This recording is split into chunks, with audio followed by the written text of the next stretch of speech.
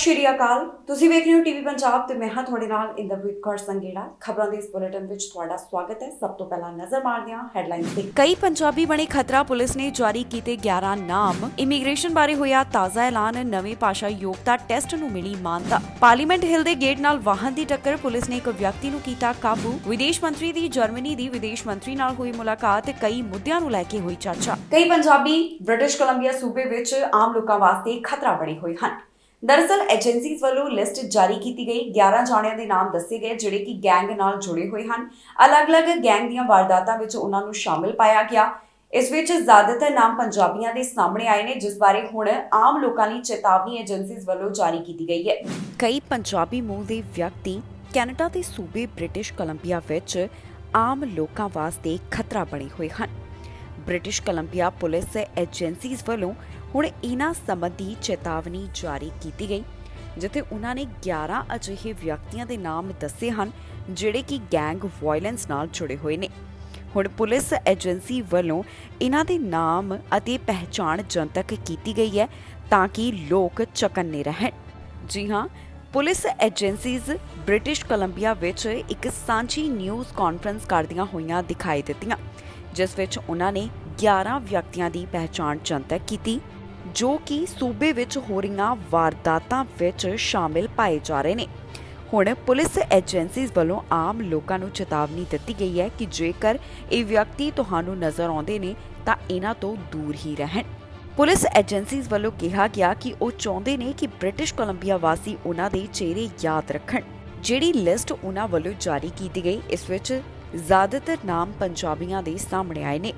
List ਵਿੱਚ ਜਿਹੜੇ 11 ਨਾਮ ਦੱਸੇ ਗਏ ਉਹ ਕੁਝ ਇਸ ਤਰ੍ਹਾਂ ਹਨ। ਸ਼ਕੀਲ ਬਸਰਾ ਉਮਰ 28 ਸਾਲ, ਅਮਰਪ੍ਰੀਤ ਸਮਰਾ ਉਮਰ 28 ਸਾਲ, ਜਗਦੀਪ ਚੀਮਾ ਉਮਰ 30 ਸਾਲ, ਰਵਿੰਦਰ ਸ਼ਰਮਾ ਉਮਰ 35 ਸਾਲ, ਵਰਿੰਦਰ ਧਾਲੀਵਾਲ ਉਮਰ 39 ਸਾਲ, ਐਂਡੀ ਉਮਰ 40 ਸਾਲ, ਗੁਰਪ੍ਰੀਤ ਧਾਲੀਵਾਲ ਉਮਰ 35 ਸਾਲ, ਰਿਚਰਡ ਜੋਸਫ ਵਾਈਟਲੌਕ ਉਮਰ 40 ਸਾਲ, ਸਮਰੂਪ ਗਿੱਲ ਉਮਰ 29 ਸਾਲ, ਸਮਦੀਸ਼ ਗਿੱਲ ਉਮਰ 28 ਸਾਲ, ਸੁਖਦੀਪ ਪੰਸਾਲ ਉਮਰ 33 ਸਾਲ ਦੱਸੀ ਜਾ ਰਹੀ ਹੈ। ਪੁਲਿਸ ਏਜੰਸੀ ਦਾ ਇਸ ਸਭ ਬਾਰੇ ਕਹਿਣਾ ਹੈ ਕਿ ਉਹਨਾਂ ਵੱਲੋਂ ਤਾਂ ਆਪਣੇ ਤੌਰ ਤੇ ਕਾਰਵਾਈ ਕੀਤੀ ਜਾ ਰਹੀ ਹੈ। ਕਈਆਂ ਨੂੰ ਹਿਰਾਸਤ ਵਿੱਚ ਵੀ ਲਿਆ ਗਿਆ, ਪਰ ਆਮ ਲੋਕਾਂ ਨੂੰ ਜ਼ਰੂਰ ਇਹਨਾਂ ਨਾਮਾਂ ਦੇ ਨਾਲ ਜਾਣੂ ਕਰਵਾਇਆ ਗਿਆ ਤਾਂ ਕਿ ਲੋਕ ਇਹਨਾਂ ਤੋਂ ਦੂਰ ਹੀ ਰਹਿਣ। ਇਹ ਨਾਮ ਕਈ ਵਾਰਦਾਤਾਂ ਵਿੱਚ ਸ਼ਾਮਿਲ ਪਾਏ ਗਏ ਨੇ। ਇਮੀਗ੍ਰੇਸ਼ਨ ਨਾਲ ਜੁੜੀ ਹੋਈ ਤਾਜ਼ਾ ਜਾਣਕਾਰੀ ਸਾਹਮਣੇ ਆਈ ਹੈ, ਜਿਸ ਬਾਰੇ IRCC ਵੱਲੋਂ ਡਿਟੇਲ ਦਿੱਤੀ ਗਈ। IRCC ਵੱਲੋਂ ਨਵੀਂ ਭਾਸ਼ਾ ਯੋਗਤਾ ਟੈਸਟ ਨੂੰ ਮਾਨਤਾ ਦਿੱਤੀ ਗਈ ਹੈ। ਇਸ ਟੈਸਟ ਦਾ ਨਾਮ ਅਜੇ ਨਹੀਂ ਦੱਸਿਆ ਗਿਆ, ਪਰ ਕੀ ਡਿਟੇਲ IRCC ਵੱਲੋਂ ਦਿੱਤੀ ਗਈ ਤੁਹਾਡੇ ਨਾਲ ਇਸ ਖਬਰ ਵਿੱਚ ਸਾਂਝੀ ਕਰਾਂਗੇ। ਇਮੀਗ੍ਰੇਸ਼ਨ ਨਾਲ ਜੁੜੀ ਹੋਈ ਤਾਜ਼ਾ ਅਪਡੇਟ ਸਾਹਮਣੇ ਆਈ ਹੈ, ਜਿਸ ਮੁਤਾਬਕ IRCC ਵੱਲੋਂ ਕੈਨੇਡੀਅਨ ਇਮੀਗ੍ਰੇਸ਼ਨ ਵਾਸਤੇ ਨਵੀਂ ਲੈਂਗੁਏਜ ਟੈਸਟ ਨੂੰ ਮਾਨਤਾ ਦਿੱਤੀ ਹੈ। ਇਹ ਮਾਨਤਾ ਉਹਨਾਂ ਵੱਲੋਂ ਇਕਨੋਮਿਕ ਕਲਾਸ ਇਮੀਗ੍ਰੇਸ਼ਨ ਐਪਲੀਕੈਂਟਸ ਵਾਸਤੇ ਦਿੱਤੀ ਗਈ। Immigration refugees and citizenship Canada ਦਾ ਕਹਿਣਾ ਹੈ ਕਿ 2023 ਦੇ ਮੱਧ ਵਿੱਚ ਇਸ ਟੈਸਟ ਦੀ ਸ਼ੁਰੂਆਤ ਕੀਤੀ ਜਾਵੇਗੀ। ਇਸ ਤੋਂ ਇਲਾਵਾ ਇਮੀਗ੍ਰੇਸ਼ਨ ਵਿਭਾਗ ਵੱਲੋਂ ਕਿਹਾ ਗਿਆ ਕਿ ਉਹਨਾਂ ਵੱਲੋਂ ਇਸ ਟੈਸਟ ਦਾ ਨਾਮ ਬਾਅਦ ਵਿੱਚ ਦੱਸਿਆ ਜਾਵੇਗਾ, ਜਿਸ ਦੀ ਜਾਣਕਾਰੀ ਇੱਕ ਬਰੀਫਿੰਗ ਵਿੱਚ ਦਿੱਤੀ ਜਾਵੇਗੀ। ਜ਼ਿਕਰਯੋਗ ਹੈ ਕਿ ਇਮੀਗ੍ਰੇਸ਼ਨ ਵਿਭਾਗ ਵੱਲੋਂ ਹੁਣ ਇਮੀਗ੍ਰੇਸ਼ਨ ਨਾਲ ਜੁੜੇ ਹੋਏ ਕਈ ਵੱਡੇ ਐਲਾਨ ਕੀਤੇ ਜਾ ਰਹੇ ਨੇ। ਪਿਛਲੇ ਦਿਨੀ ਐਲਾਨ ਕੀਤਾ ਗਿਆ ਸੀ ਕਿ ਪੋਸਟ ਗ੍ਰੈਜੂਏਸ਼ਨ ਵਰਕ ਪਰਮਿਟ ਵਾਲੇ ਵੀ PR ਵਾਸਤੇ ਅਪਲਾਈ ਕਰ ਸਕਦੇ ਨੇ। ਉਹਨਾਂ ਦੀ ਐਲੀਜੀਬਿਲਟੀ ਬਾਰੇ ਜਾਣਕਾਰੀ ਸਾਂਝੀ ਕੀਤੀ ਗਈ, ਜੋ ਕਿ ਤੁਹਾਡੇ ਨਾਲ ਪਿਛਲੀ ਖਬਰ ਵਿੱਚ ਅਸੀਂ ਜਾਣਕਾਰੀ ਸਾਂਝੀ ਕੀਤੀ ਸੀ। ਇਸ ਤੋਂ ਇਲਾਵਾ ਇਮੀਗ੍ਰੇਸ਼ਨ ਵਿਭਾਗ ਵੱਲੋਂ ਤੇ ਇਮੀਗ੍ਰੇਸ਼ਨ ਮੰਤਰੀ ਵੱਲੋਂ ਸਮੇਂ-ਸਮੇਂ ਤੇ ਦੱਸਿਆ ਜਾ ਰਿਹਾ ਹੈ ਕਿ ਇਮੀਗ੍ਰੇਸ਼ਨ ਵਿੱਚ ਬਦਲਾਵ ਲਿਆਉਣ ਵਾਸਤੇ ਉਹਨਾਂ ਵੱਲੋਂ ਕਿਸ ਤਰ੍ਹਾਂ ਦੇ ਕਦਮ ਚੁੱਕੇ ਜਾ ਰਹੇ ਨੇ ਤਾਂ ਕਿ ਜਲਦ ਤੋਂ ਜਲਦ ਇਮੀਗ੍ਰੇਸ਼ਨ ਨਾਲ ਸੰਬੰਧਿਤ ਫੈਸਲਾ ਸੁਣਾਇਆ ਜਾ ਸਕੇ। ਇਸ ਤੋਂ ਇਲਾਵਾ ਇਮੀਗ੍ਰੇਸ਼ਨ ਵਿਭਾਗ ਵੱਲੋਂ ਬੈਕਗ੍ਰਾਉਂਡ ਨੂੰ ਲੈ ਕੇ ਵੀ ਜਾਣਕਾਰੀ ਦਿੱਤੀ ਜਾ ਰਹੀ ਹੈ, ਜੋ ਕਿ ਪਹਿਲਾਂ ਦੇ ਮੁਕਾਬਲੇ ਕਾਫੀ ਵੱਧ ਹੋ ਚੁੱਕਿਆ ਹੈ। ਪਾਰਲੀਮੈਂਟ ਹਿਲ ਦੇ ਗੇਟ ਨਾਲ ਇੱਕ ਵਾਹਨ ਟਕਰਾਇਆ। ਇਹ ਮਾਮਲਾ ਸਾਹਮਣੇ ਆਉਣ ਤੋਂ ਬਾਅਦ ਪੁਲਿਸ ਵੱਲੋਂ ਇੱਕ ਵਿਅਕਤੀ ਤੇ ਕਾਰਵਾਈ ਕੀਤੀ ਤੇ ਉਸ ਨੂੰ ਹਿਰਾਸਤ ਵਿੱਚ ਲਿਆ। ਦੱਸਿਆ ਜਾ ਰਿਹਾ ਹੈ ਕਿ ਤੜਕੇ ਸਮੇਂ ਇਹ ਵਾਹਨ ਗੇਟ ਨਾਲ ਟਕਰਾਇਆ, ਜਿਸ ਤੋਂ ਬਾਅਦ ਗੇਟ ਨੂੰ ਹਲਕਾ ਨੁਕਸਾਨ ਪਹੁੰਚਣ ਦੇ ਬਾਰੇ ਵੀ ਦੱਸਿਆ ਜਾ ਰਿਹਾ ਹੈ। ਫਿਲਹਾਲ ਪੁਲਿਸ ਇਸ ਮਾਮਲੇ ਦੀ ਜਾਂਚ ਕਰ ਰਹੀ ਹੈ। ਪਾਰਲੀਮੈਂਟ ਹਿਲ ਦੇ ਗੇਟ ਵਿੱਚ ਇੱਕ ਵਾਹਨ ਟਕਰਾਇਆ, ਜਿਸ ਤੋਂ ਬਾਅਦ ਪੁਲਿਸ ਨੇ ਇੱਕ ਵਿਅਕਤੀ ਨੂੰ ਹਿਰਾਸਤ ਵਿੱਚ ਲਿਆ ਹੈ। ਪੁਲਿਸ ਦਾ ਕਹਿਣਾ ਹੈ ਕਿ ਉਹਨਾਂ ਵੱਲੋਂ ਮਾਮਲੇ ਦੀ ਜਾਂਚ ਪੜਤਾਲ ਕੀਤੀ ਜਾ ਰਹੀ ਹੈ। ਜਾਣਕਾਰੀ ਮੁਤਾਬਕ ਸਵੇਰ ਸਮੇਂ ਪਾਰਲੀਮੈਂਟ ਹਿੱਲ ਜਾਣੀ ਕਿ ਕੈਨੇਡਾ ਦੇ ਸੰਸਦ ਭਵਨ ਦੇ ਗੇਟ ਨਾਲ ਇੱਕ ਵਾਹਨ ਟਕਰਾ ਗਿਆ, ਜਿਸ ਤੋਂ ਬਾਅਦ ਪੁਲਿਸ ਨੇ ਇੱਕ ਵਿਅਕਤੀ ਨੂੰ ਹਿਰਾਸਤ ਵਿੱਚ ਲਿਆ। ਇਹ ਘਟਨਾ 3:30 ਦੇ ਕਰੀਬ ਤੜਕੇ ਸਾਹਮਣੇ ਆਈ, ਜਿੱਥੇ ਇੱਕ ਅਣਅਧਿਕਾਰਿਤ ਵਾਹਨ ਪਾਰਲੀਮੈਂਟ ਦੇ ਮੁੱਖ ਦਰਵਾਜ਼ੇ ਨਾਲ ਜਾ ਵੱਜਿਆ, ਪਰ ਸਿਕਿਉਰਿਟੀ ਬੈਰੀਅਰ ਕਰਕੇ ਉਹ ਅੰਦਰ ਦਾਖਲ ਨਹੀਂ ਹੋ ਸਕਿਆ। ਪੁਲਿਸ ਮੁਤਾਬਕ ਇਸ ਟੱਕਰ ਵਿੱਚ ਗੇਟ ਨੂੰ ਮਾਮੂਲੀ ਨੁਕਸਾਨ ਪਹੁੰਚਿਆ। ਆਟਵਾ ਪੁਲਿਸ ਵੱਲੋਂ ਹੁਣ ਇਸ ਸਾਰੇ ਮਾਮਲੇ ਦੀ ਜਾਂਚ ਇੱਕ ਨਿਊਜ਼ ਰਿਲੀਜ਼ ਰਾਹੀਂ ਸਾਂਝੀ ਕੀਤੀ ਗਈ, ਜਿੱਥੇ ਦੱਸਿਆ ਗਿਆ ਕਿ ਘਟਨਾ ਦੇ ਸਮੇਂ ਇੱਕ ਪੁਲਿਸ ਅਫਸਰ ਨਜ਼ਦੀਕ ਹੀ ਮੌਜੂਦ ਸੀ ਅਤੇ ਉਸਨੇ ਡਰਾਈਵਰ ਨੂੰ ਹਿਰਾਸਤ ਵਿੱਚ ਲਿਆ। ਪੁਲਿਸ ਮੁਤਾਬਕ ਇਹ ਮਾਮਲੇ ਦੀ ਜਾਂਚ ਚੱਲ ਰਹੀ ਹੈ ਤੇ ਅਜੇ ਇਸ ਸੰਬੰਧੀ ਚਾਰਜਸ ਨਹੀਂ ਲਗਾਏ ਗਏ। ਜਾਣਕਾਰੀ ਲਈ ਦੱਸ ਦਈਏ ਕਿ ਬੁੱਧਵਾਰ ਨੂੰ ਡਾਊਨਟਾਊਨ ਆਟਵਾ ਵਿੱਚ ਵਾਪਰਿਆ ਇਹ ਦੂਸਰਾ ਅਜੀਬ ਹਾਦਸਾ ਹੈ। ਬੁੱਧਵਾਰ ਸਵੇਰੇ ਹੀ ਆਟਵਾ ਦੀ 24 ਸਕਸੈਸ ਡਰਾਈਵ ਜਾਣੀ ਕਿ ਪ੍ਰਧਾਨ ਮੰਤਰੀ ਨਿਵਾਸ ਦੇ ਗੇਟ ਨਾਲ ਇੱਕ ਟੂਰਿਸਟ ਬੱਸ ਆ ਕੇ ਟਕਰਾ ਗਈ ਸੀ। ਕੈਨੇਡਾ ਦੀ ਵਿਦੇਸ਼ ਮੰਤਰੀ ਵੱਲੋਂ ਜਰਮਨ ਦੀ ਵਿਦੇਸ਼ ਮੰਤਰੀ ਨਾਲ ਮੁਲਾਕਾਤ ਕੀਤੀ ਗਈ। ਇਹ ਮੁਲਾਕਾਤ ਮੌਂਟਰੀਅਲ ਵਿੱਚ ਹੋਈ। ਇੱਥੇ ਕਈ ਮੁੱਦਿਆਂ ਦੇ ਉੱਪਰ ਚਰਚਾ ਹੋਈ ਹੈ, ਖਾਸ ਤੌਰ ਦੇ ਉੱਪਰ ਯੂਕਰੇਨ ਦਾ ਜ਼ਿਕਰ ਕੀਤਾ ਗਿਆ। ਕੈਨੇਡਾ ਦੀ ਵਿਦੇਸ਼ ਮੰਤਰੀ ਵੱਲੋਂ ਜਰਮਨੀ ਦੀ ਵਿਦੇਸ਼ ਮੰਤਰੀ ਨਾਲ ਮੁਲਾਕਾਤ ਕੀਤੀ ਗਈ ਹੈ। ਯੂਕਰੇਨ ਉੱਪਰ ਰਸ਼ੀਆ ਹਮਲੇ ਦੇ ਫੂਡ ਅਤੇ ਐਨਰਜੀ ਤੇ ਪੈਂਦੇ ਪ੍ਰਭਾਵ ਤੇ ਇਸ ਦੌਰਾਨ ਚਰਚਾ ਹੋਈ। ਜੀ ਹਾਂ, ਜਰਮਨੀ ਨੂੰ ਰਸ਼ੀਅਨ ਗੈਸ ਪਾਈਪਲਾਈਨ ਵਿੱਚ ਵਰਤੀਆਂ ਜਾਣ ਵਾਲੀਆਂ ਟਰਬਾਈਨਾਂ ਵਾਪਸ ਮੋੜਨ ਦੇ ਵਿਵਾਦਗ੍ਰਸਤ ਫੈਸਲੇ ਤੋਂ ਬਾਅਦ ਕੈਨੇਡਾ ਦੀ ਵਿਦੇਸ਼ ਮੰਤਰੀ ਜਰਮਨੀ ਦੀ ਵਿਦੇਸ਼ ਮੰਤਰੀ ਨਾਲ ਮੁਲਾਕਾਤ ਕਰਦੇ ਹੋਏ ਦਿਖਾਈ ਦਿੱਤੇ। ਇਹਨਾਂ ਦੋਹਾਂ ਲੀਡਰਾਂ ਦੀ ਮੁਲਾਕਾਤ ਮੌਂਟਰੀਅਲ ਵਿੱਚ ਹੋਈ ਹੈ।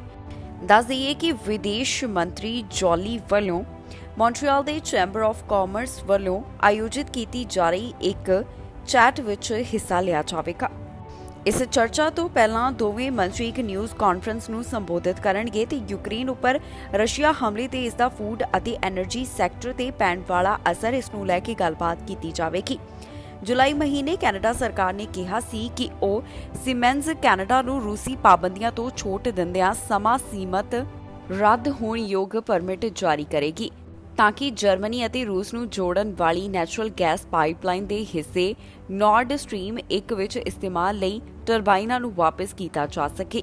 ਇਹ ਟਰਬਾਈਨਾਂ ਮੁਰੰਮਤ ਵਾਸਤੇ ਮੌਂਟਰੀਅਲ ਆਈਆਂ ਸਨ, ਪਰ ਯੂਕਰੇਨ ਤੇ ਹਮਲੇ ਹੋਣ ਤੋਂ ਬਾਅਦ ਕੈਨੇਡਾ ਵੱਲੋਂ ਰੂਸ ਤੇ ਲਾਈਆਂ ਪਾਬੰਦੀਆਂ ਕਾਰਨ ਕੈਨੇਡਾ ਵਿੱਚ ਹੀ ਅਟਕ ਗਈਆਂ। ਯੂਕਰੇਨੀ ਰਾਸ਼ਟਰਪਤੀ ਵੱਲੋਂ ਟਰੂਡੋ ਸਰਕਾਰ ਦੇ ਇਸ ਫੈਸਲੇ ਤੋਂ ਖਫਾ ਹੋ ਗਏ ਅਤੇ ਉਹਨਾਂ ਨੇ ਇਸ ਨੂੰ ਅਸਵੀਕਾਰ ਕਰਨ ਯੋਗ ਵੀ ਦੱਸਿਆ।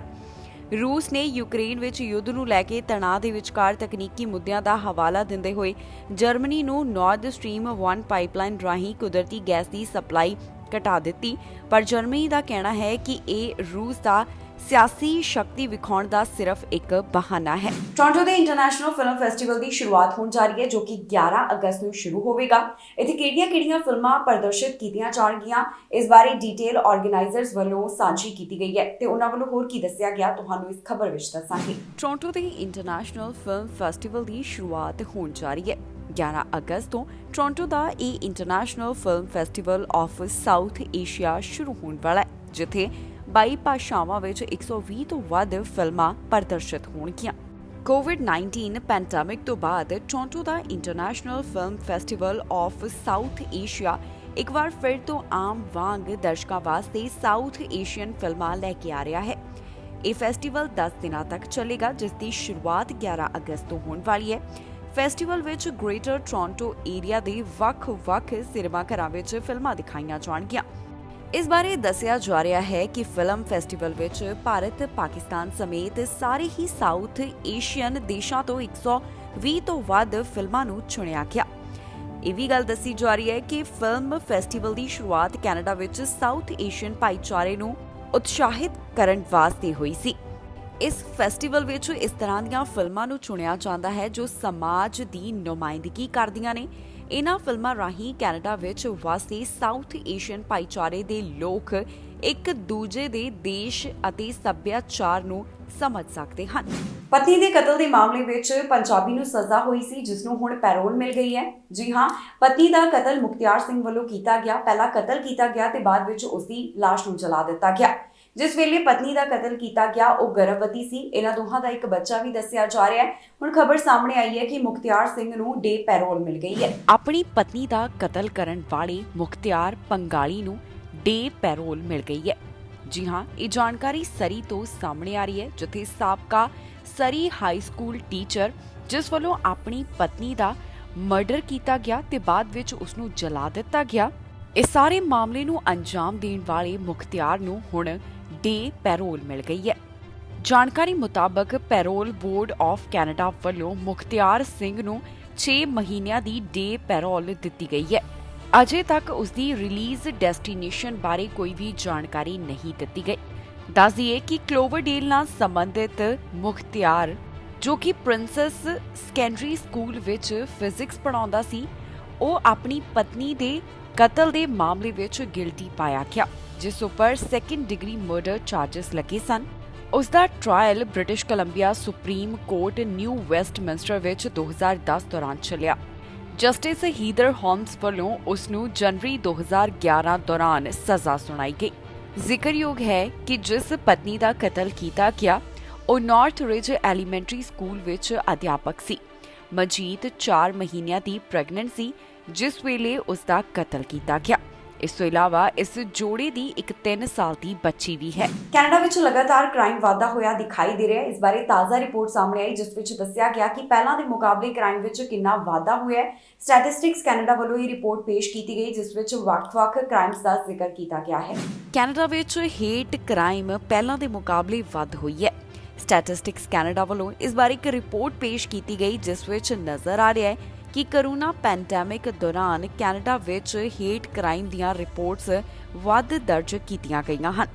ਇਸ ਦੇ ਪਿੱਛੇ ਕਈ ਕਾਰਨ ਹਨ, ਜਿਨ੍ਹਾਂ ਦਾ ਰਿਪੋਰਟ ਦੇ ਵਿੱਚ ਜ਼ਿਕਰ ਕੀਤਾ ਗਿਆ। ਜੀ ਹਾਂ, ਸਟੈਟਿਸਟਿਕਸ ਕੈਨੇਡਾ ਵੱਲੋਂ ਇੱਕ ਰਿਪੋਰਟ ਜਾਰੀ ਕੀਤੀ ਗਈ, ਜਿਸ ਵਿੱਚ ਪਤਾ ਚੱਲਿਆ ਕਿ ਪੁਲਿਸ ਨੂੰ ਪਿਛਲੇ ਸਾਲ 3360 ਹੇਟ ਕ੍ਰਾਈਮ ਦੇ ਮਾਮਲੇ ਮਿਲੇ। ਇਨ੍ਹਾਂ ਅੰਕੜਿਆਂ ਤੋਂ ਪਤਾ ਚੱਲਦਾ ਹੈ ਕਿ 2020 ਦੀ ਤੁਲਨਾ ਵਿੱਚ ਇਸ ਅੰਦਰ 27% ਦਾ ਵਾਧਾ ਦਰਜ ਕੀਤਾ ਗਿਆ ਤੇ 2 ਸਾਲਾਂ ਵਿੱਚ ਇਸ ਅੰਦਰ 72% ਦੀ ਉਛਾਲ ਦੇਖਣ ਦੇ ਵਿੱਚ ਮਿਲ ਰਿਹਾ ਹੈ। ਸਟੈਟਿਸਟਿਕਸ ਕੈਨੇਡਾ ਦੀ ਇਸ ਰਿਪੋਰਟ ਮੁਤਾਬਕ ਕੋਰੋਨਾ ਪੈਂਡੈਮਿਕ ਦਾ ਅਸਰ ਜਿਵੇਂ ਕੈਨੇਡਾ ਦੀ ਆਰਥਿਕਤਾ ਦੇ ਉੱਪਰ, ਹੈਲਥਕੇਅਰ ਸਿਸਟਮ ਤੇ ਪਿਆ ਹੈ, ਉਸੇ ਤਰ੍ਹਾਂ ਸੋਸਾਇਟੀ ਉੱਪਰ ਵੀ ਪੈਂਦਾ ਹੋਇਆ ਦਿਖਾਈ ਦੇ ਰਿਹਾ ਹੈ। ਭਾਵ ਕਿ ਇੱਥੇ ਹੇਟ ਕ੍ਰਾਈਮ ਦੇ ਕੇਸਿਸ ਵਿੱਚ ਵਾਧਾ ਦਰਜ ਕੀਤਾ ਗਿਆ। ਰਿਪੋਰਟ ਦੇ ਵਿੱਚ ਦੱਸਿਆ ਗਿਆ ਹੈ ਕਿ ਸੈਕਸ਼ੂਅਲ ਅਸੌਲਟ ਵਿੱਚ ਕਾਫੀ ਜ਼ਿਆਦਾ ਵਾਧਾ ਦੇਖਣ ਨੂੰ ਮਿਲਿਆ। 1996 ਤੋਂ ਬਾਅਦ ਇਹ ਆંકੜਾ 2021 ਦੌਰਾਨ ਕਾਫੀ ਵੱਡਾ ਦਰਜ ਕੀਤਾ ਗਿਆ। 2021 ਦੌਰਾਨ ਸੈਕਸ਼ੂਅਲ ਅਸੌਲਟ ਦੇ 34,242 ਕੇਸਿਸ ਪੁਲਿਸ ਦੇ ਸਾਹਮਣੇ ਆਏ ਹਨ।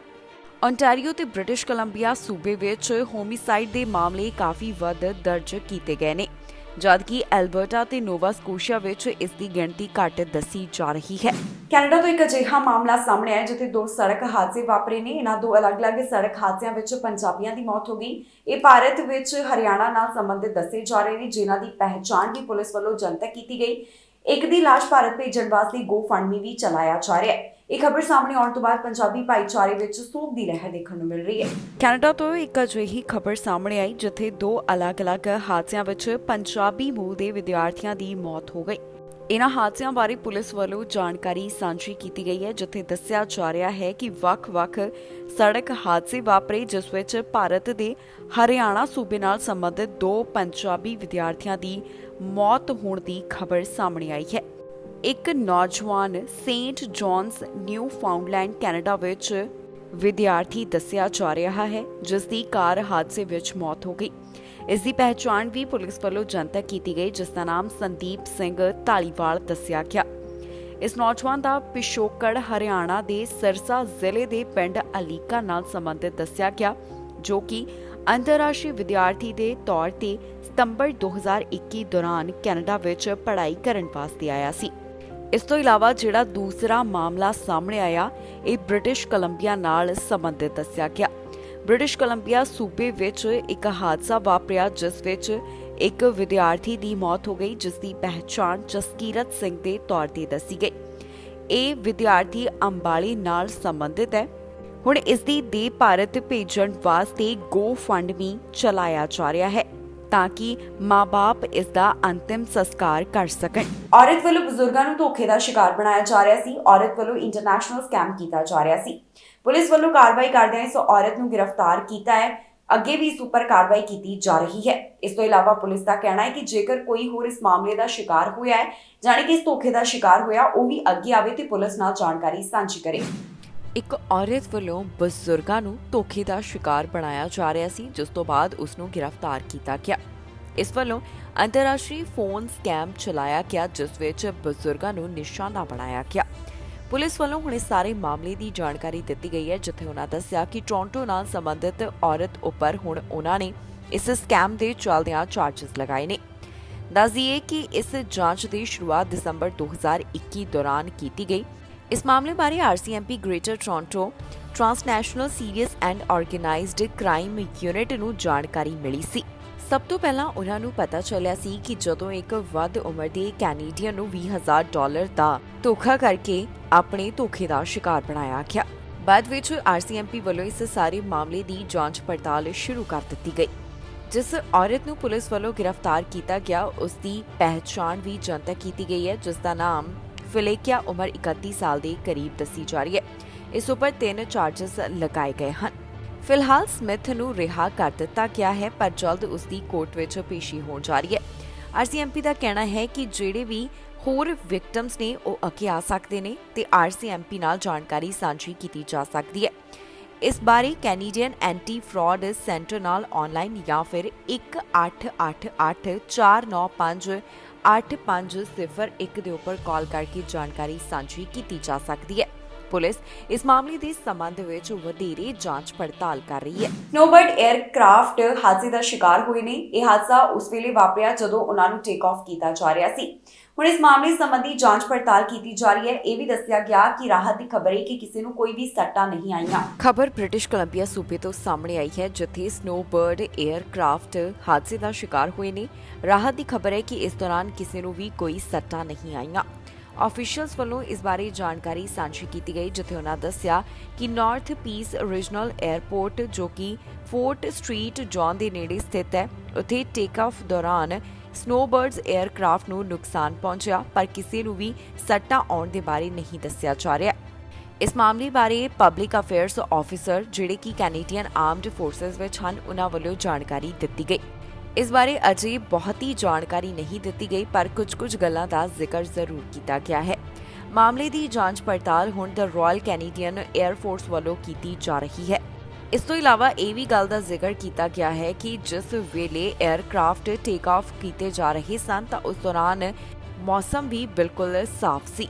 ਫਿਲਹਾਲ ਇਸ ਮਾਮਲੇ ਦੀ ਜਾਂਚ ਪੜਤਾਲ ਜਾਰੀ ਹੈ, ਜਿਸ ਤੋਂ ਬਾਅਦ ਬਾਕੀ ਦੀ ਜਾਣਕਾਰੀ ਦਿੱਤੀ ਜਾਏਗੀ। ਹੁਣ ਤੱਕ ਦੀ ਅਪਡੇਟ ਵਿੱਚ ਇਹਨਾਂ ਗੱਲਾਂ ਦਾ ਜ਼ਿਕਰ ਕੀਤਾ ਗਿਆ ਹੈ। ਜਸਟਿਨ ਬੀਬਰ ਨੂੰ ਭਾਰਤ ਦਾ ਢੋਲੀ ਕਾਫੀ ਜ਼ਿਆਦਾ ਪਸੰਦ ਆਇਆ। ਉਹਨਾਂ ਨੇ ਖੁਦ ਦੇ ਸੋਸ਼ਲ ਮੀਡੀਆ ਪਲੇਟਫਾਰਮ ਉੱਪਰ ਇਹ ਵੀਡੀਓ ਸਾਂਝੀ ਕੀਤੀ, ਜਿਸ ਵਿੱਚ ਜਗਰਾਤੇ ਉੱਪਰ ਢੋਲੀ ਵੱਲੋਂ ਅਨੋਖੇ ਤਰੀਕੇ ਢੋਲ ਵਜਾਇਆ ਜਾ ਰਿਹਾ ਸੀ। ਇਸ ਦੌਰਾਨ ਇੰਸਟਾਗ੍ਰਾਮ ਉੱਪਰ ਸਟੋਰੀ ਸਾਂਝੀ ਕਰਦਿਆਂ ਜਸਟਿਨ ਬੀਬਰ ਵੱਲੋਂ ਆਪਣੇ ਡਰਮਰ ਨੂੰ ਟੈਗ ਕੀਤਾ ਗਿਆ। ਡਰਮਰ ਨੂੰ ਉਹਨਾਂ ਦਾ ਕਹਿਣਾ ਹੈ ਕਿ ਅਗਲੇ ਸ਼ੋਅ ਵਿੱਚ ਸਾਨੂੰ ਵੀ ਕੁਝ ਇਸ ਤਰ੍ਹਾਂ ਦਾ ਕਰਨਾ ਚਾਹੀਦਾ ਹੈ। ਜਗਰਾਤੇ ਤੇ ਢੋਲੀ ਦੀ ਵੀਡੀਓ ਜਸਟਿਨ ਬੀਬਰ ਨੂੰ ਕਾਫੀ ਜ਼ਿਆਦਾ ਪਸੰਦ ਆਈ ਕਿ ਜਸਟਿਨ ਬੀਬਰ ਵੱਲੋਂ ਇਹ ਵੀਡੀਓ ਆਪਣੇ ਇੰਸਟਾਗ੍ਰਾਮ ਅਕਾਊਂਟ ਤੇ ਸਾਂਝੀ ਕੀਤੀ ਗਈ। ਦਰਅਸਲ ਭਾਰਤ ਦੀ ਇੱਕ ਵੀਡੀਓ ਕਾਫੀ ਜ਼ਿਆਦਾ ਸੋਸ਼ਲ ਮੀਡੀਆ ਉੱਪਰ ਵਾਇਰਲ ਹੋ ਰਹੀ ਹੈ, ਜਿਸ ਵਿੱਚ ਜਗਰਾਤੇ ਤੇ ਢੋਲੀ ਢੋਲ ਵਜਾਉਂਦਾ ਹੋਇਆ ਦਿਖਾਈ ਦੇ ਰਿਹਾ ਹੈ। ਜਿਸ ਤਰੀਕੇ ਇਸ ਢੋਲੀ ਵੱਲੋਂ ਢੋਲ ਵਜਾਇਆ ਜਾ ਰਿਹਾ ਹੈ, ਉਸ ਉੱਪਰ ਹੁਣ ਜਸਟਿਨ ਬੀਬਰ ਦੀ ਵੀ ਨਜ਼ਰ ਪੈ ਗਈ ਕਿ ਕੈਨੇਡਾ ਦੇ ਇਸ ਸਿੰਗਰ ਵੱਲੋਂ ਸੋਸ਼ਲ ਮੀਡੀਆ ਉੱਪਰ ਭਾਰਤ ਦੇ ਵਿਅਕਤੀ ਦੀ ਇਹ ਵੀਡੀਓ ਸਾਂਝੀ ਕੀਤੀ ਗਈ ਹੈ। ਜੋ ਵੀਡੀਓ ਉਹਨਾਂ ਵੱਲੋਂ ਸ਼ੇਅਰ ਕੀਤੀ ਗਈ, ਉਸ ਵਿੱਚ ਵਿਅਕਤੀ ਵੱਲੋਂ ਬੜੇ ਹੀ ਅਨੋਖੇ ਢੰਗ ਨਾਲ ਢੋਲ ਵਜਾਇਆ ਜਾ ਰਿਹਾ ਹੈ, ਜਿਸ ਉੱਪਰ 17 ਮਿਲੀਅਨ ਤੋਂ ਵੱਧ ਵਿਊਜ਼ ਆ ਚੁੱਕੇ ਹਨ। ਇੰਨਾ ਹੀ ਨਹੀਂ, ਜਸਟਿਨ ਬੀਬਰ ਨੇ ਜਦੋਂ ਆਪਣੇ ਸੋਸ਼ਲ ਮੀਡੀਆ ਉੱਪਰ ਇਹ ਵੀਡੀਓ ਸਾਂਝੀ ਕੀਤੀ ਤਾਂ ਉਹਨਾਂ ਵੱਲੋਂ ਆਪਣੇ ਡਰਮਰ ਪਾਲ ਡੇਵਨ ਟਾਇਲਰ ਨੂੰ ਵੀ ਟੈਗ ਕੀਤਾ ਗਿਆ, ਜਿਸ ਵਿੱਚ ਜਸਟਿਨ ਬੀਬਰ ਲਿਖਦੇ ਨੇ ਕਿ ਮੈਂ ਚਾਹੁੰਦਾ ਹਾਂ ਕਿ ਤੁਸੀਂ ਵੀ ਅਗਲੇ ਸ਼ੋਅ ਵਿੱਚ ਕੁਝ ਇਸ ਤਰ੍ਹਾਂ ਹੀ ਕਰੋ। ਹਥਿਆਰਾਂ ਦੀ ਸੇਲ ਵਿੱਚ ਰਿਕਾਰਡ ਤੋੜ ਵਾਧਾ ਦਰਜ ਕੀਤਾ ਗਿਆ। ਖਬਰ ਸਾਹਮਣੇ ਆ ਰਹੀ ਹੈ, ਜਿੱਥੇ ਪਤਾ ਚੱਲਿਆ ਕਿ ਪਹਿਲਾਂ ਦੇ ਮੁਕਾਬਲੇ ਹੁਣ ਹਥਿਆਰ ਕਾਫੀ ਜ਼ਿਆਦਾ ਵਿਕੇ ਨੇ। ਜ਼ਿਆਦਾਤਰ ਵਿਕਰੀ ਹੈਂਡ ਗਨਸ ਦੀ ਹੋਈ ਹੈ ਤੇ ਦੂਸਰਾ ਨੰਬਰ ਰਾਈਫਲਸ ਦਾ ਹੈ। ਮਾਸਾਚੂਸੈਟਸ ਵਿੱਚ ਹਥਿਆਰਾਂ ਦੀ ਵਿਕਰੀ ਨੇ ਕਈ ਰਿਕਾਰਡ ਤੋੜ ਦਿੱਤੇ। ਇੱਥੇ ਕਾਫੀ ਜ਼ਿਆਦਾ ਹਥਿਆਰਾਂ ਦੀ ਸੇਲ ਹੋਈ ਹੈ, ਜਿਸ ਬਾਰੇ ਹੁਣ ਤਾਜ਼ਾ ਰਿਪੋਰਟ ਸਾਹਮਣੇ ਆਈ। ਰਿਪੋਰਟ ਦੇ ਵਿੱਚ ਪਤਾ ਚੱਲਿਆ ਹੈ ਕਿ ਕਿੰਨੇ ਲੋਕਾਂ ਵੱਲੋਂ ਇੱਥੇ ਹਥਿਆਰ ਖਰੀਦੇ ਗਏ। ਜਿਹੜੀ ਇਸ ਬਾਰੇ ਰਿਪੋਰਟ ਸਾਹਮਣੇ ਆਈ ਹੈ, ਉਸ ਵਿੱਚ ਪਤਾ ਚੱਲਿਆ ਹੈ ਕਿ 1 ਸਾਲ ਵਿੱਚ ਇੱਥੇ 2 ਲੱਖ 76000 ਹਥਿਆਰ ਸੂਬੇ ਵੱਲੋਂ ਵੇਚੇ ਗਏ ਹਨ। ਜਿਹੜੇ ਹਥਿਆਰਾਂ ਦੀ ਵੱਧ ਸੇਲ ਹੋਈ ਹੈ ਉਹ ਹੈਂਡਗਨਸ ਦੱਸੇ ਜਾ ਰਹੇ ਨੇ, ਜਿਨ੍ਹਾਂ ਦਾ ਅੰਕੜਾ 64% ਦਾ ਸਾਂਝਾ ਕੀਤਾ ਗਿਆ। ਦੂਸਰੇ ਪਾਸੇ ਰਾਈਫਲਸ ਦੀ ਸੇਲ 23% ਹੋਈ ਹੈ। ਇਸ ਸੂਬੇ ਵਿੱਚ ਸਾਲ 2021 ਦੌਰਾਨ ਗਨ ਸੇਲ ਵਿੱਚ 57% ਦਾ ਵਾਧਾ ਦਰਜ ਕੀਤਾ ਗਿਆ, ਜਿਸ ਦੀ ਤੁਲਨਾ ਸਾਲ 2019 ਨਾਲ ਕੀਤੀ ਗਈ ਹੈ। 10 ਸਾਲਾਂ ਦੀ ਤੁਲਨਾ ਵਿੱਚ ਇਹ ਅੰਕੜਾ 2 ਗੁਣਾ ਦੱਸਿਆ ਜਾ ਰਿਹਾ ਹੈ। ਹੁਣ ਇਹ ਵੀ ਜਾਣਕਾਰੀ ਦਿੱਤੀ ਗਈ ਹੈ ਕਿ ਪੂਰੇ ਦੇਸ਼ ਵਿੱਚ ਹੀ ਸਾਲ 2020 ਦੌਰਾਨ 23 ਮਿਲੀਅਨ ਹਥਿਆਰ ਵੇਚੇ ਗਏ ਹਨ, ਜਿਨ੍ਹਾਂ ਵਿੱਚੋਂ 21 ਮਿਲੀਅਨ ਗਨ ਬੈਕਗ੍ਰਾਉਂਡ ਚੈੱਕਸ ਵੀ ਲਗਾਏ ਗਏ। ਜ਼ਿਕਰਯੋਗ ਹੈ ਕਿ FBI ਵੱਲੋਂ ਇੱਕ ਰਿਪੋਰਟ ਵੀ ਪੇਸ਼ ਕੀਤੀ ਗਈ ਸੀ, ਜਿਸ ਵਿੱਚ ਦੱਸਿਆ ਗਿਆ ਕਿ ਕਿਵੇਂ ਵਾਇਲੈਂਟ ਕ੍ਰਾਈਮਸ ਵਿੱਚ ਸਾਲ 2020 ਦੌਰਾਨ ਵਾਧਾ ਦਰਜ ਕੀਤਾ ਗਿਆ। ਸਾਲ 2019 ਦੀ ਤੁਲਨਾ ਵਿੱਚ ਇਸ ਅੰਦਰ 30% ਦੇ ਵਾਧੇ ਬਾਰੇ ਉਹਨਾਂ ਨੇ ਜਾਣਕਾਰੀ ਰਿਪੋਰਟ ਵਿੱਚ ਸਾਂਝੀ ਕੀਤੀ ਸੀ। ਪਰੇਡ ਦੇ ਜਿਹੜਾ ਗੋਲੀਆਂ ਚਲਾਉਣ ਦਾ ਮਾਮਲਾ ਸਾਹਮਣੇ ਆਇਆ ਸੀ, ਉਸ ਬਾਰੇ ਪੁਲਿਸ ਵੱਲੋਂ ਤਾਜ਼ਾ ਜਾਣਕਾਰੀ ਦਿੱਤੀ ਗਈ ਹੈ। ਇਸ ਮਾਮਲੇ ਨਾਲ ਜੁੜੇ ਹੋਏ ਸਸਪੈਕਟ ਨੂੰ ਗਿਲਟੀ ਨਹੀਂ ਪਾਇਆ ਗਿਆ। ਕਾਰਵਾਈ ਅੱਗੇ ਵੀ ਕੀਤੀ ਜਾ ਰਹੀ ਹੈ। ਦੱਸ ਦਈਏ ਕਿ ਪਰੇਡ ਉੱਪਰ ਜੋ ਗੋਲੀਆਂ ਚਲਾਈਆਂ ਗਈਆਂ ਸਨ, ਇਸ ਵਿੱਚ 7 ਦੀ ਮੌਤ ਹੋ ਗਈ ਤੇ ਕਈ ਜਾਣੇ ਜ਼ਖਮੀ ਹੋਏ ਸਨ।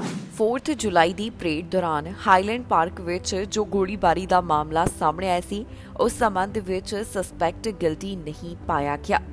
ਦੱਸ ਦਈਏ ਕਿ ਇੱਥੇ ਜਿਸ ਵੇਲੇ ਗੋਲੀਆਂ ਚੱਲੀਆਂ, ਉਸ ਦੌਰਾਨ 7 ਜਾਣਿਆਂ ਦੀ ਮੌਤ ਹੋ ਗਈ ਤੇ ਕਈ ਜ਼ਖਮੀ ਹੋਏ ਸਨ। ਸ਼ਿਕਾਗੋ ਦੇ ਇਸ ਮਾਮਲੇ ਨਾਲ ਜੁੜੇ ਹੋਏ ਵਿਅਕਤੀ ਨੂੰ, ਜਿਸ ਵੱਲੋਂ 7 ਜਾਣਿਆਂ ਨੂੰ ਮਾਰ ਦਿੱਤਾ ਗਿਆ ਤੇ ਕਈਆਂ ਨੂੰ ਜ਼ਖਮੀ ਕਰ ਦਿੱਤਾ ਗਿਆ, ਉਸ ਨੂੰ ਇਸ ਗੋਲੀਬਾਰੀ ਦੇ ਮਾਮਲੇ ਵਿੱਚ ਗਿਲਟੀ ਨਹੀਂ ਪਾਇਆ ਗਿਆ। ਜਾਣਕਾਰੀ ਲਈ ਦੱਸ ਦਈਏ ਕਿ ਇਸ ਸਸਪੈਕਟ ਦਾ ਨਾਮ ਰੌਬਰਟ ਹੈ, ਜਿਸ ਉੱਪਰ 21 counts of first degree murder, 48 count of attempted murder ਅਤੇ 48 ਕਾਊਂਟ ਆਫ ਐਗਰੀਵੇਟਡ ਬੈਟਰੀ ਲਗਾਏ ਗਏ ਹਨ। ਦੱਸ ਦਈਏ ਕਿ ਹਾਈਲੈਂਡ ਦੀ ਪਾਰਕ ਵਿੱਚ ਇਸ ਵੱਲੋਂ ਜਿਹੜੀਆਂ ਤਾਬੜਤੋੜ ਗੋਲੀਆਂ ਚਲਾਈਆਂ ਗਈਆਂ, ਉਸਨੇ ਕਈਆਂ ਦੀ ਜਾਨ ਲੈ ਲਈ ਤੇ ਕਈਆਂ ਨੂੰ ਜ਼ਖਮੀ ਕਰ ਦਿੱਤਾ। ਇਹ ਵਿਅਕਤੀ ਇੱਥੇ ਔਰਤ ਦੇ ਕੱਪੜੇ ਪਾ ਕੇ ਆਇਆ ਹੋਇਆ ਸੀ ਤਾਂ ਕਿ ਇਸ ਨੂੰ ਕੋਈ ਪਹਿਚਾਣ ਨਾ ਸਕੇ। ਹੁਣ ਇਸ ਮਾਮਲੇ ਦੇ ਬਾਰੇ ਜਿਹੜੀ ਤਾਜ਼ਾ ਜਾਣਕਾਰੀ ਸਾਹਮਣੇ ਆਈ ਹੈ, ਉਸ ਵਿੱਚ ਇਹੀ ਦੱਸਿਆ ਗਿਆ ਹੈ ਕਿ ਸਸਪੈਕਟ ਨੂੰ ਗਿਲਟੀ ਨਹੀਂ ਪਾਇਆ ਗਿਆ। ਮਾਮਲੇ ਦੀ ਵਧੇਰੇ ਜਾਂਚ ਪੜਤਾਲ ਕੀਤੀ ਜਾ ਰਹੀ ਹੈ, ਜਿਸ ਤੋਂ ਬਾਅਦ ਬਾਕੀ ਦੀ ਜਾਣਕਾਰੀ ਪੁਲਿਸ ਵੱਲੋਂ ਜਨਤਕ ਕੀਤੀ ਜਾਵੇਗੀ। अन्य व्यक्ति ਦੇ ਹਮਲੇ ਦਾ ਮਾਮਲਾ ਸਾਹਮਣੇ ਆਇਆ। ਪਹਿਲਾਂ ਤਾਂ ਇਸ ਉੱਪਰ ਇਸ ਦੀ ਹੀ ਸੋਟੀ ਚੋਰੀ ਕਰਕੇ ਹਮਲਾ ਕੀਤਾ ਗਿਆ ਤੇ ਬਾਅਦ ਵਿੱਚ ਚਾਕੂ ਨਾਲ ਵੀ ਇਸ ਉੱਪਰ ਅਟੈਕ ਕੀਤਾ ਗਿਆ। ਦੱਸਿਆ ਜਾ ਰਿਹਾ ਕਿ 2 ਹੋਰ ਜਾਣੇ ਇੱਥੇ ਜਿਹੜੇ ਨਜ਼ਦੀਕ ਮੌਜੂਦ ਸਨ, ਜਿਨ੍ਹਾਂ ਵੱਲੋਂ ਚੁਰਾਉਣ ਦੀ ਕੋਸ਼ਿਸ਼ ਕੀਤੀ ਗਈ, ਉਹਨਾਂ ਉੱਪਰ ਵੀ ਸਸਪੈਕਟ ਨੇ ਚਾਕੂ ਨਾਲ ਹਮਲਾ ਕਰ ਦਿੱਤਾ। ਸੈਨ ਡਿਏਗੋ ਤੋਂ ਇੱਕ ਅਜਿਹਾ ਮਾਮਲਾ ਸਾਹਮਣੇ ਆਇਆ ਜਿੱਥੇ ਇੱਕ ਸਸਪੈਕਟ ਵੱਲੋਂ अन्य ਵਿਅਕਤੀ ਦੀ ਸੋਟੀ ਚੋਰੀ ਕੀਤੀ ਗਈ, ਫਿਰ ਉਸੇ ਨਾਲ ਹੀ ਇਸ ਬਲਾਈਂਡ ਵਿਅਕਤੀ ਨੂੰ ਕੁੱਟਿਆ ਗਿਆ। ਇਸ ਤੋਂ ਇਲਾਵਾ ਇਹ ਵੀ ਗੱਲ ਨਿਕਲ ਕੇ ਸਾਹਮਣੇ ਆਈ ਹੈ ਕਿ ਸਸਪੈਕਟ ਵੱਲੋਂ ਉਸ ਉੱਪਰ ਚਾਕੂ ਨਾਲ ਵੀ ਹਮਲਾ ਕੀਤਾ ਗਿਆ। ਅਧਿਕਾਰੀਆਂ ਵੱਲੋਂ ਹੁਣ ਇਸ ਮਾਮਲੇ ਦੇ ਬਾਰੇ ਜਾਣਕਾਰੀ ਦਿੱਤੀ ਗਈ, ਜਿੱਥੇ ਉਹਨਾਂ ਦੱਸਿਆ ਕਿ ਇਹ ਘਟਨਾ ਸ਼ਹਿਰ ਦੇ ਬੀਜ਼ੀ ਮਿਸ਼ਨ ਵੈਲੀ ਸ਼ਾਪਿੰਗ ਡਿਸਟ੍ਰਿਕਟ ਤੋਂ ਸਾਹਮਣੇ ਆਇਆ। ਜਾਣਕਾਰੀ ਮੁਤਾਬਕ ਸਸਪੈਕਟ ਵੱਲੋਂ अन्य ਵਿਅਕਤੀ ਉੱਪਰ ਹਮਲਾ ਕੀਤਾ ਗਿਆ, ਜਿਸ ਦੀ ਉਮਰ 60 ਸਾਲ ਦੇ ਕਰੀਬ ਦੱਸੀ ਜਾ ਰਹੀ ਹੈ। ਇਸ ਵਿਅਕਤੀ ਦੀ ਹੀ ਸੋਟੀ ਚੋਰੀ ਕਰਕੇ ਉਸ ਉੱਪਰ ਹਮਲਾ ਕਰਨ ਦਾ ਮਾਮਲਾ ਸਾਹਮਣੇ ਆਇਆ ਹੈ। ਜਿਹੜੇ ਆਸ-ਪਾਸ ਇੱਕ ਵਿਅਕਤੀ ਤੇ ਔਰਤ ਮੌਜੂਦ ਸਨ, ਜਿਨ੍ਹਾਂ ਨੇ ਇਸ ਮਾਮਲੇ ਨੂੰ ਦੇਖਿਆ, ਉਹਨਾਂ ਵੱਲੋਂ ਇੱਥੇ ਦਖਲ-ਅੰਦਾਜ਼ੀ ਕਰਨ ਦੀ ਕੋਸ਼ਿਸ਼ ਕੀਤੀ ਗਈ ਤਾਂ ਸਸਪੈਕਟ ਨੇ ਉਹਨਾਂ ਉੱਪਰ ਵੀ ਚਾਕੂ ਨਾਲ ਹਮਲਾ ਕਰ ਦਿੱਤਾ। ਇਸ ਤੋਂ ਇਲਾਵਾ ਉਸ ਵਿਅਕਤੀ ਉੱਪਰ ਵੀ ਹਮਲਾ ਕੀਤਾ ਗਿਆ, ਜਿਸ ਉੱਪਰ ਪਹਿਲਾਂ ਸਸਪੈਕਟ ਨੇ ਹਮਲਾ ਕੀਤਾ ਸੀ। ਪੁਲਿਸ ਵੱਲੋਂ ਇਸ ਮਾਮਲੇ ਵਿੱਚ ਕਾਰਵਾਈ ਕਰਦਿਆਂ ਸਸਪੈਕਟ ਨੂੰ ਹਿਰਾਸਤ ਵਿੱਚ ਲਿਆ। ਪੀੜਤਾਂ ਵਿੱਚੋਂ ਇੱਕ ਨੇ ਹੀ ਉਸ ਦੀ ਪਹਿਚਾਣ ਸਾਂਝੀ ਕੀਤੀ ਸੀ। ਫਿਲਹਾਲ ਇਸ ਸਸਪੈਕਟ ਦੇ ਬਾਰੇ ਬਹੁਤੀ ਡਿਟੇਲ ਅਜੇ ਨਹੀਂ ਦਿੱਤੀ ਗਈ ਤੇ ਨਾ ਹੀ ਉਸ ਦੀ ਪਹਿਚਾਣ ਜਨਤਕ ਕੀਤੀ ਗਈ ਹੈ। ਇਸ ਉੱਪਰ ਕੋਈ ਚਾਰजेस ਲੱਗੇ ਹਨ ਜਾਂ ਫਿਰ ਨਹੀਂ, ਇਸ ਬਾਰੇ ਵੀ ਪੁਲਿਸ ਨੇ ਡਿਟੇਲ ਨਹੀਂ ਦਿੱਤੀ। ਮਾਮਲੇ ਦੀ ਵਧੇਰੇ ਜਾਂਚ ਪੜਤਾਲ ਜਾਰੀ ਹੈ, ਜਿਸ ਤੋਂ ਬਾਅਦ ਬਾਕੀ ਦੀ ਜਾਣਕਾਰੀ ਦਿੱਤੀ ਜਾਵੇਗੀ। ਹੁਣ ਤੱਕ ਦੀ ਅਪਡੇਟ ਵਿੱਚ ਪੁਲਿਸ ਵੱਲੋਂ ਇਹਨਾਂ तमाम ਗੱਲਾਂ ਦਾ ਹੀ ਜ਼ਿਕਰ ਕੀਤਾ ਗਿਆ। ਇਸ ਦੇ ਨਾਲ ਹੀ ਜਾਂਦੇ ਇੱਕ ਵਾਰ ਫਿਰ ਤੋਂ ਨਜ਼ਰ ਮਾਰਦੇ ਹਾਂ ਹੈਡਲਾਈਨਸ ਤੇ।